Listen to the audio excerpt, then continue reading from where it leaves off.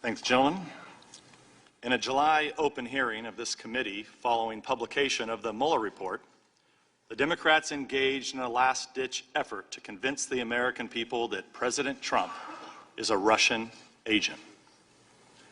That hearing was the pivotal finale of a 3-year-long operation by the Democrats, the corrupt media, and partisan bureaucrats to overturn the results of the 2016 election. After the spectacular implosion of their Russia hoax on July 24th, in which they spent years denouncing any Republican who ever shook hands with a Russian, on July 25th, they turned on a dime and now claim the real malfeasance is Republicans' dealings with Ukraine. In the blink of an eye, we're asked to simply forget about Democrats on this committee, falsely claiming they had more than circumstantial evidence of collusion between President Trump and Russians. We should forget about them reading fabrications of Trump-Russia collusion from the Steele dossier into the congressional record. We should also forget about them trying to obtain nude pictures of Trump from Russian pranksters who pretended to be Ukrainian officials. We should forget about them leaking a false story to CNN while he was still testifying to our committee, claiming that Donald Trump Jr. was colluding with WikiLeaks.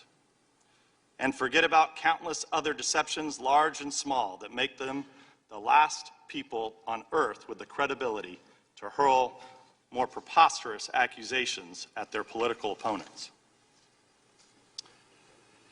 And yet now, here we are. We're supposed to take these people at face value when they trot out a new batch of allegations.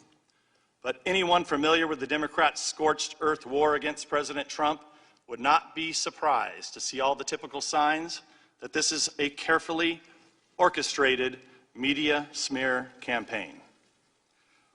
What we will witness today is a televised theatrical performance staged by the Democrats. Ambassador Taylor and Mr. Kent, I'd like to welcome you here.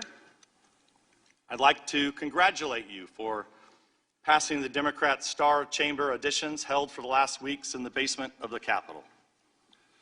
It seems you agreed, witting or unwittingly, to participate in a drama. But the main performance, the Russia hoax, has ended, and you've been cast in the low-rent Ukrainian sequel. I'll conclude by noting the immense damage the politicized bureaucracy has done to Americans' faith in government.